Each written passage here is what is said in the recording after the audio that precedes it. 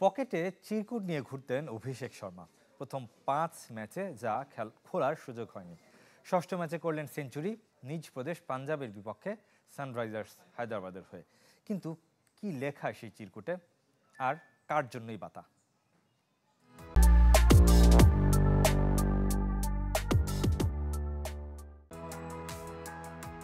Century উদযাপনে helmet খুলে bat উঁচিয়ে ধরা নতুন কিছু নয়, কিন্তু অভিষেক শর্মা পকেট থেকে চিরকুট বের করে তুলে ধরলেন আকাশে, ইঙ্গিত গ্যালারি সেই কমলা বাহিনীর দিকে।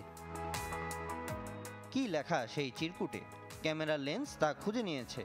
লেখা, এই সেঞ্চুরি অরেঞ্জ আর্মির জন্য। আগের 5 ম্যাচেও যে চিরকুট তার পকেটেই ছিল, বের করার সুযোগ মেলেনি। জাতীয় দলের হয়ে অভিষেকে সেঞ্চুরি থাকলেও ছিল না আইপিএলে, তা অধরাই ছিল। আর তা করলেন অসাধারণ উপায়ে, অসংখ্য রেকর্ডকে নতুন করে গড়ে, যা নেই রোহিত কোহলি, সূর্যকুমার যাদবদেরও।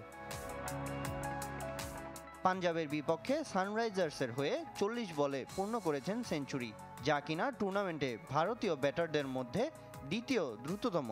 তবে একটা জায়গায় টপকে গেছেন সবাইকে। ভারতীয়দের মধ্যে সর্বোচ্চ রানের ইনিংস এখন এই তরুণের দখলে। 55 বলে 141 রান তুলতে মেরেছেন 10টি ছক্কা এবং 14টি চার।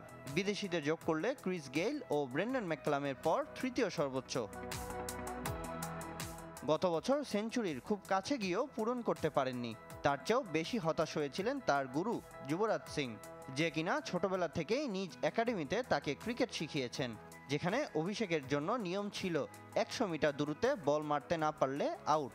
সেখান থেকেই শিখেছেন বিগ হিটের মর্ম। এবার তাই শিষ্যের জন্য গুরুর মন গলেছে। শর্মাজির ছেলে 98 রানের মাথায় সিঙ্গলস, আবার 99 রান করে সিঙ্গলস। কত পরিণত হয়ে গেছে! আমার দ্বারা বোধহয় হতো না। দুর্দান্ত ইনিংস অভিষেকের। গর্বিত অভিষেক যুবরাজের প্রশংসায় হয়েছেন আপ্লুত। মনে হয় এই প্রথম তিনি বাড়তি কিছু যোগ না করে মন্তব্য করেছেন, উনি আমাকে নিয়ে গর্বিত, তাই আমারও খুব ভালো লাগছে। আইপিএলে ভালো অবস্থায় নেই সানরাইজার্স হায়দ্রাবাদ। 6 ম্যাচে মাত্র 2 জয়। অভিষেকের সেঞ্চুরি তাদের ভাগ্য বদলায় কিনা কে জানে। সামিনিয়া স্যার, চ্যানেল 24।